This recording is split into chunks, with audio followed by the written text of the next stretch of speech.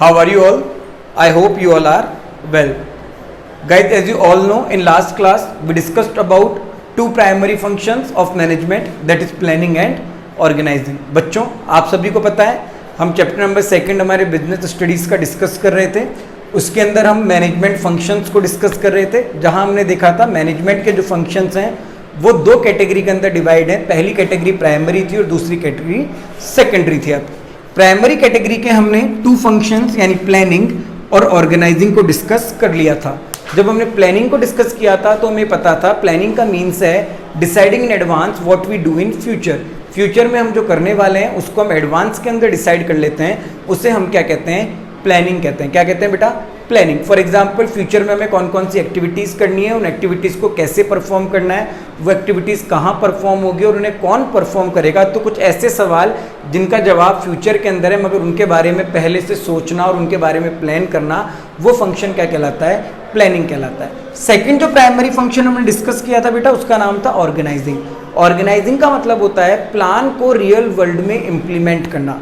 Real world के अंदर plan को इम्प्लीमेंट करना. जो आपने सोचा है कि वो काम कौन करेगा तो अब उसे इम्प्लीमेंट करना है कि अब हमें वो काम करना है, तो जो करेगा उसको वहाँ पे हमें बुलाना है. हम वो काम कहाँ करेंगे, क्या क्या रिसोर्सेज उसके लिए चाहिए, तो उन रिसोर्सेज को सबको अरेंज करना, वो क्या था, हमारा ऑर्गेनाइजिंग था. क्लियर है. आज हम हमारे मैनेजमेंट के प्राइमरी फंक्शन का थर्ड पॉइंट डिस्कस करने वाले हैं और जो हमारा थर्ड पॉइंट है प्राइमरी फंक्शन का वो है डायरेक्टिंग.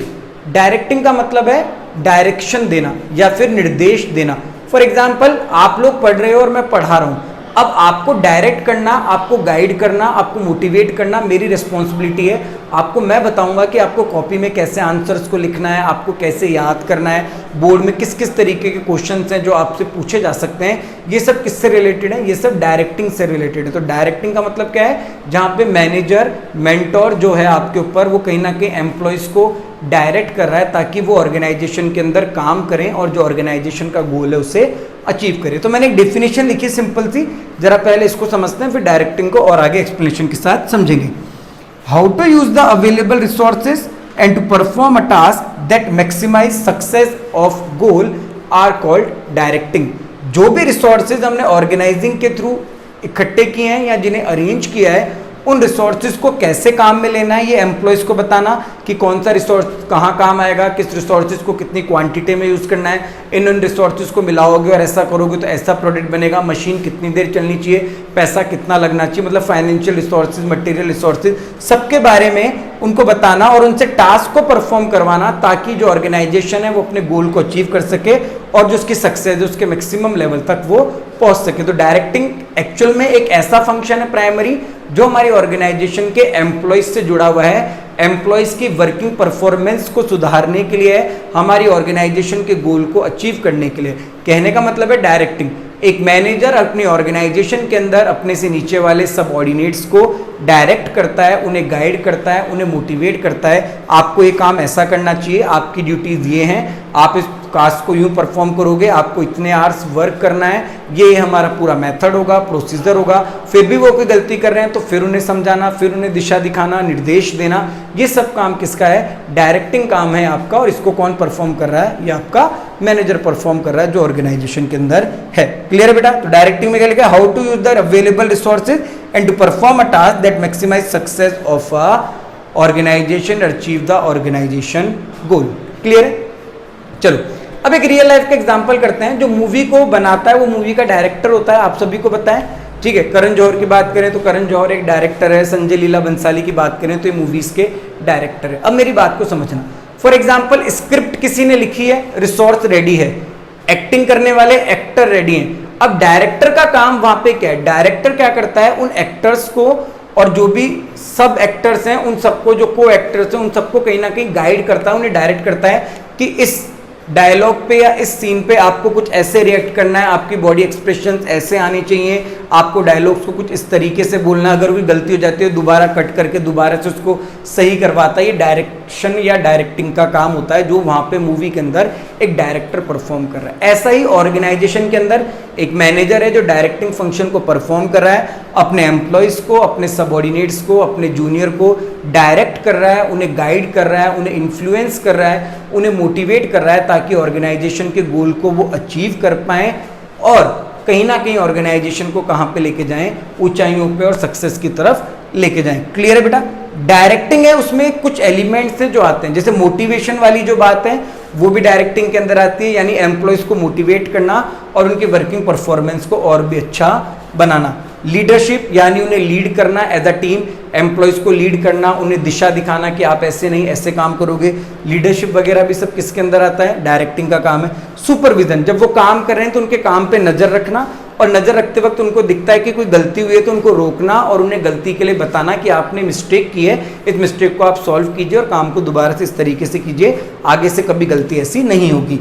उनको ऑर्डर देना, उनको इंस्ट्रक्शन देना, ये सब किसके अंदर आता है बेटा? डायरेक्टिंग के अंदर आता है। तो डायरेक्टिंग एक ह्यूमन फंक्शन है जो हमारे एम्प्लॉयज से रिलेटेड है, जहां पे मैनेजर अपने एम्प्लॉयज को, मैनेजर अपनी टीम को या अपने एम्प्लॉयज को जो उससे नीचे काम कर रहे हैं उन्हें गाइड करता है, उन्हें इन्फ्लुएंस करता है, उन्हें मोटिवेट करता है, ताकि जो भी ऑर्गेनाइजेशन का डिजायर्ड ऑब्जेक्टिव है उस ऑब्जेक्टिव को क्या किया जा सके? अचीव किया जा सके। देखो रिसोर्सेज लाके रख लिए, फैक्ट्री लगा दी, मशीनरी लगा दी, पैसा लगा दी, सब कुछ लगा दिया, काम कौन करेगा? काम तो एम्प्लॉयज करेंगे ना यार। तो एम्प्लॉयज से काम कराना भी तो आना चाहिए, और एम्प्लॉयज से काम कराने का तरीका जो है वही क्या है? डायरेक्टिंग है। आप कैसे उन्हें गाइड करोगे, कैसे आप उन्हें मोटिवेट करोगे, कैसे उनकी जरूरतों को पूरा करोगे, कैसे उनसे काम करवाओगे, ये सब किसके अंदर आता है बेटा? ये सब आपके डायरेक्टिंग के अंदर आता है। क्लियर है? तो डायरेक्टिंग फंक्शन क्या है? डायरेक्टिंग फंक्शन एक ऐसा फंक्शन है जो ऑर्गेनाइजिंग के बाद परफॉर्म होता है, या फिर ऐसा कह लें तो हम ऑर्गेनाइजेशन के अंदर अगर स्टाफिंग मतलब लोग आ चुके हैं तो लोगों से काम करवाने की जो बात हो रही है वो किस में हो रही है? डायरेक्टिंग के अंदर हो रही है। तो यहाँ मैंने वही बात लिखी थी, आपने ऑर्गेनाइजिंग के थ्रू रिसोर्सेज को और इन सब चीज़ों को अरेंज कर दिया, मगर अब डायरेक्टिंग और डायरेक्शन के थ्रू आप कहीं ना कहीं अपनी ऑर्गेनाइजेशन के गोल को अचीव कर पाओगे। डायरेक्टिंग में कुछ एलिमेंट्स हैं like motivation, leadership, supervision, order and instruction, इसमें डेलीगेशन ऑफ अथॉरिटी भी आता है। एक पॉइंट अगर इसमें हम ऐड कर लेंगे तो वो पॉइंट आएगा delegation of authority. Delegation of authority का मतलब क्या होता है? डेलीगेट करने का मतलब होता है ट्रांसफर। क्या होता है? ट्रांसफर। अथॉरिटी का मतलब होता है पावर। याद करो मैंने 11th में बताया था रिस्पॉन्सिबिलिटी और अथॉरिटी में क्या डिफरेंस है।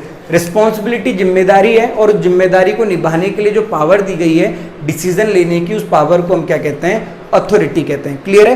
तो डेलीगेशन ऑफ अथॉरिटी, एक मैनेजर एम्प्लॉयज से काम करवाने के लिए अपनी कुछ पावर का कुछ हिस्सा किसको दे देता है? अपने से नीचे वाले एम्प्लॉयज को दे देता है, उन्हें डेलीगेट कर देता है, उन्हें ट्रांसफर कर देता है अथॉरिटी का, जिससे वो काम हो सके और एम्प्लॉयज को ये लगे कि हाँ यार हमारे बॉस ने हमारे ऊपर ट्रस्ट किया है, हमें इतने बड़े काम की जिम्मेदारी दी है, हमें पावर दी है, अब हमें हमारा 100 से 1% जो भी है मैक्सिमम ऑर्गेनाइजेशन के लिए कमिटमेंट के साथ काम करना है और जो भी गोल है उसे अचीव करना है। तो डायरेक्टिंग के अंदर डेलीगेशन ऑफ अथॉरिटी भी ऐड हो जाता है, मतलब आप ट्रांसफर कर रहे हो किसका? अथॉरिटी का, वो भी आपके डायरेक्टिंग के अंदर आ रहा है। क्लियर है स्टूडेंट्स? तो मैनेजमेंट फंक्शंस के 3 प्राइमरी फंक्शंस आज डिस्कस हो चुके हैं, प्लानिंग, ऑर्गेनाइजिंग और आपका डायरेक्टिंग। अब जो हमारी नेक्स्ट क्लास होगी उस नेक्स्ट क्लास के अंदर हम मैनेजमेंट के प्राइमरी फंक्शंस के 2 और बच रहे हैं, उनके बारे में डिस्कस करने वाले हैं। उसके बाद जो हम देखेंगे कंट्रोलिंग, और कंट्रोलिंग के बाद हम जो देखेंगे वो है हमारा कोऑर्डिनेशन। तो ये भी दोनों प्राइमरी फंक्शन है। कंट्रोलिंग में मतलब कुछ ऐसा ही है कि सब कुछ आपको कंट्रोल करना है, नियंत्रण करना है, और कोऑर्डिनेशन में जो एम्प्लॉयज काम कर रहे हैं ना, इन एम्प्लॉयज के कामों को इकट्ठा एक जगह लेके आना है, उसे हम क्या कहेंगे? कोऑर्डिनेशन कहेंगे। फिर उसके बाद सेकेंडरी फंक्शन डिस्कस करेंगे, उसमें भी 5 पॉइंट है, 5 फंक्शन है, वो हम यहाँ पे डिस्कस करने वाले हैं। आई होप स्टूडेंट्स कि आज आपको डायरेक्टिंग वाला फंक्शन क्लियर हुआ होगा। अभी तक हमने 3 फंक्शन देखे हैं, प्राइमरी, प्लानिंग, ऑर्गेनाइजिंग, डायरेक्टिंग, ये तीनों आपको क्लियर हुए होंगे। अगर फिर भी आपको कोई डाउट है तो आप मुझसे कॉल करके या नंबर पे मैसेज करके पूछ सकते हैं। Okay students, thank you.